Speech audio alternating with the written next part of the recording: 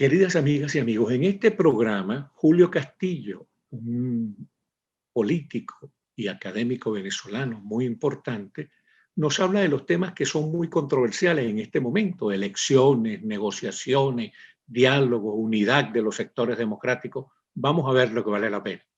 Y los que sientan que este programa les gusta, por favor, conéctense a nuestro canal.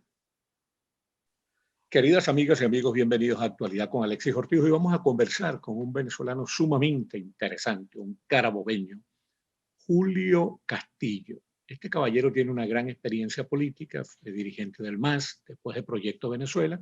Incluso yo recuerdo que en una oportunidad Enrique Salas Romer me dijo que él había sido un hombre clave en su exitosa gestión como gobernador de Carabobo.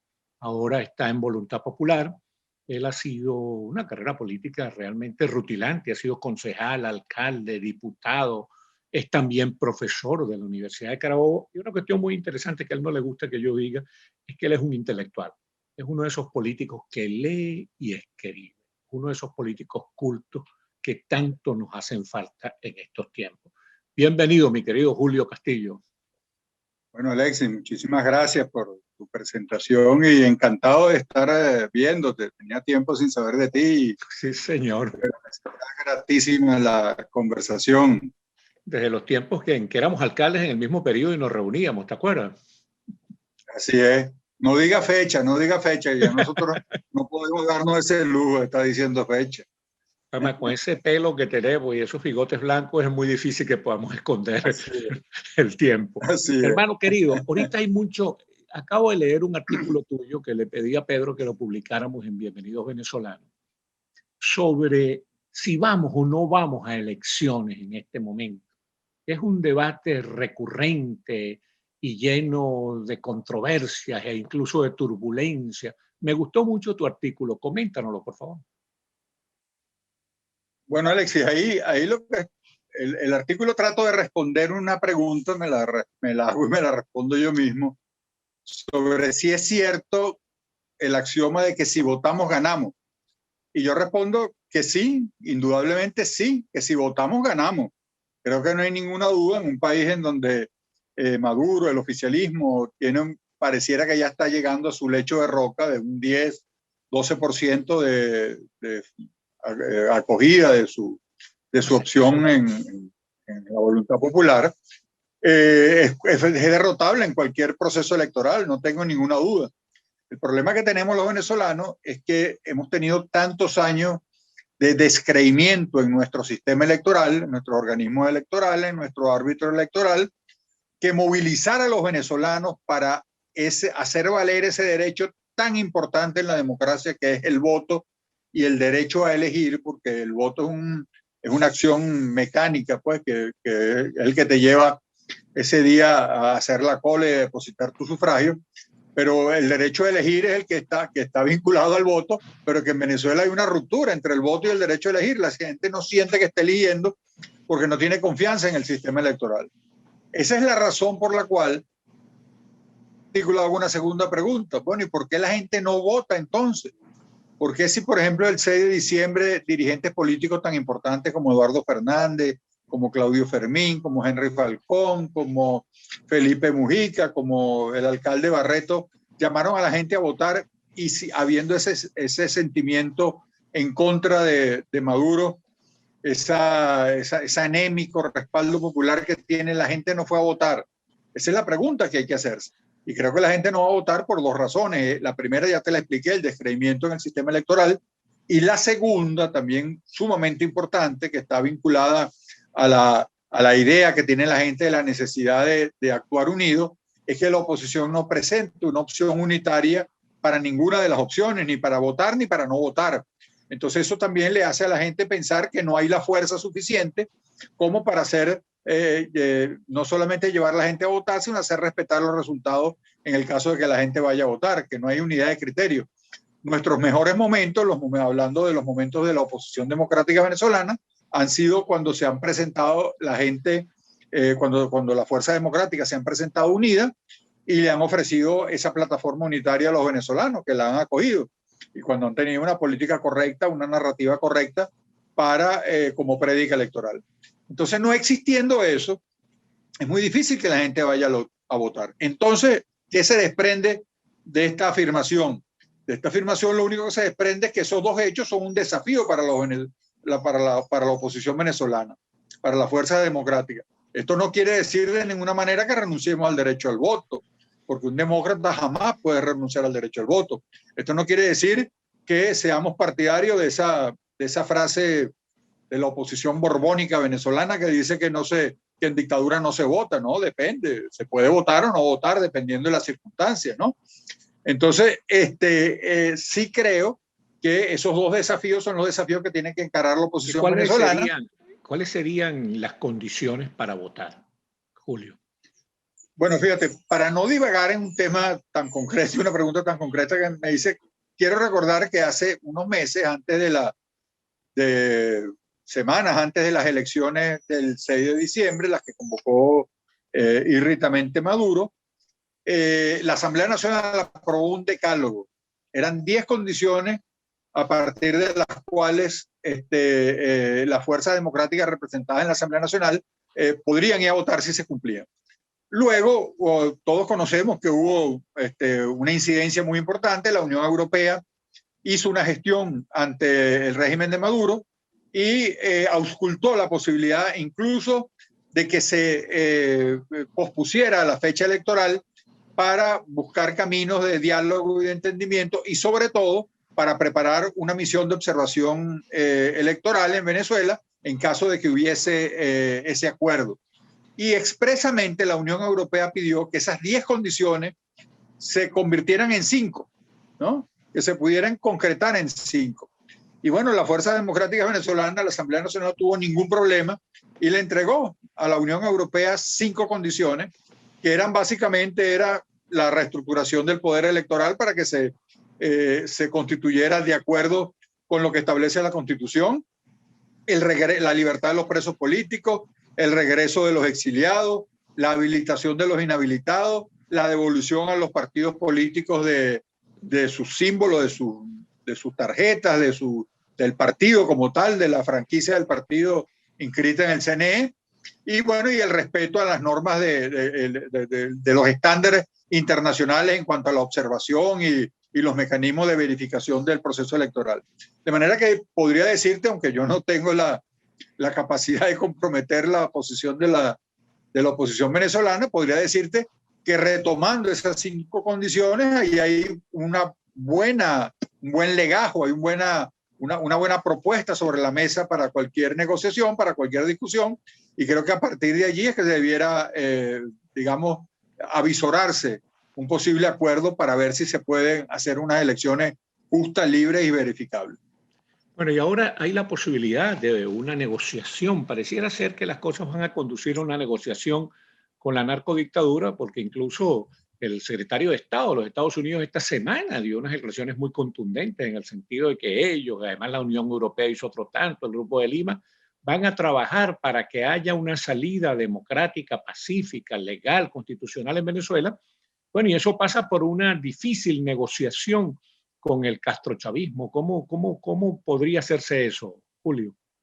Bueno, Alexis, yo creo que hay un cambio en la geopolítica mundial que a mi modo de ver, a mi juicio, favorece a Venezuela, favorece a la solución, a la adopción de una agenda común sobre Venezuela para salir de la crisis.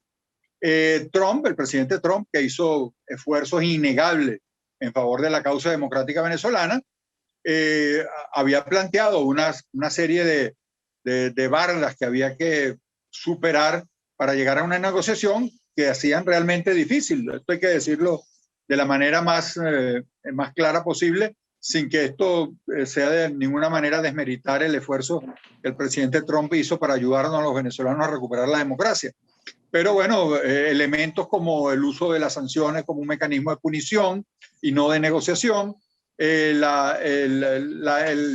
reiterado pedido de que no se podía negociar si Maduro estaba en Miraflores, etcétera, etcétera, hacían difícil que la Unión Europea, que es digamos, un ente multilateral variopinto con gobiernos de distinta orientación ideológica, hacía difícil llegar a un acuerdo sobre ese tema.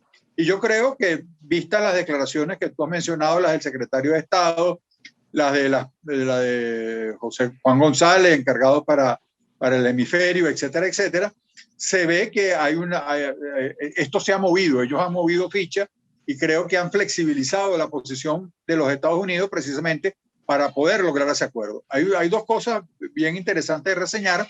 Una, que Borrell, apenas inaugurado el gobierno de Biden, dijo que no iba a hablar de Venezuela hasta que no hablara con la administración Biden para saber cuál era su posición, y que a los 3 días de haber dicho eso convocó al Grupo de Lima para tratar el tema de Venezuela. Quiere decir que hubo una comunicación entre ellos que le pareció a Borrell importante y que ameritaba esa convocatoria del Grupo de Lima. Y segunda, bueno, una declaración la declaración que tú señalaste del secretario de Estado norteamericano y la del embajador de Estados Unidos en Venezuela, que como se sabe despacha de Bogotá, diciendo, a propósito de estas elecciones regionales que Maduro ha dicho que se convocarían este año, era factible que las fuerzas democráticas pudieran participar y que a los Estados Unidos verían como un paso positivo que se pudiera dar, siempre y cuando, aquí es donde está, como dicen los abuelos, mi Dios sentado, ¿no? Siempre y cuando esas elecciones regionales fueran parte de un cronograma electoral acordado entre las partes contendientes de Venezuela. Dicho de otra manera, la comunidad internacional, o por lo menos los Estados Unidos, no se oponen a que se realicen unas elecciones regionales, pero se oponen a que esas elecciones regionales olviden el tema más importante que hay en Venezuela, que es el tema de la recuperación de la democracia y la recuperación de la libertad en el país. También, dicho ahora en otras palabras, es absolutamente legítimo participar en unas elecciones regionales, pero solo en tanto y en cuanto esas elecciones regionales formen parte de una estrategia que nos lleve a la solución del problema político nacional y a la adopción de un cronograma que nos lleve a unas elecciones presidenciales, parlamentarias y de toda naturaleza, de todos los mandatos públicos, en un cronograma fijado de común acuerdo. Y ahora fíjate tú, lo interesante de las declaraciones del secretario de Estado Clinton en esta semana es que ahora las cosas se clarificaron. Es decir, ya no podemos tener la ilusión de que va a haber una intervención armada de Estados Unidos en Venezuela, porque una declaración del presidente Trump donde decía que todas las opciones estaban sobre la mesa, le creó esa ilusión a alguna gente en Venezuela. Ya se sabe que esa no es la solución y que hay un acuerdo ya entre la Unión Europea, Estados Unidos y el Grupo de Lima, Brasil y Colombia, que son los protagonistas más interesados, más involucrados en el asunto. Ya hay un acuerdo para buscar una salida electoral confiable, ¿verdad? Que conduzca realmente a que superemos esta tragedia. De tal manera, pues, que ¿cómo ves tú la posibilidad, si las cosas están planteadas en estos términos que comienzan a ser favorables, que comienzan a ser optimistas, ¿cómo ves tú la posibilidad de que haya un entendimiento entre los distintos factores de la oposición democrática, que se reconozca que lo que tenemos ahora como un valor fundamental es la Asamblea Nacional y el gobierno legítimo de Juan Guaidó, y que a partir de allí, con la incorporación de la sociedad civil y de todos los sectores disidentes, todos los sectores democráticos disidentes que estén en capacidad de hacerlo, no estoy hablando de los alacranes, estoy hablando de los sectores disidentes, se incorporen pues a un plan común que nos conduzca a que se concrete esa aspiración de la comunidad internacional de que la salida de la crisis venezolana sea una salida democrática y pacífica. Bueno, Alexis, lo que tú has planteado es el deber ser, eso es lo que debiera efectivamente ocurrir. Hago una nota que creo que abunda en favor del argumento que tú has dado, de la perspectiva que tú avisoras, y es que Venezuela es un problema geopolítico mundial. Los venezolanos no podemos pretender que la solución a nuestra crisis política, social y económica venga de los esfuerzos nada más de los venezolanos.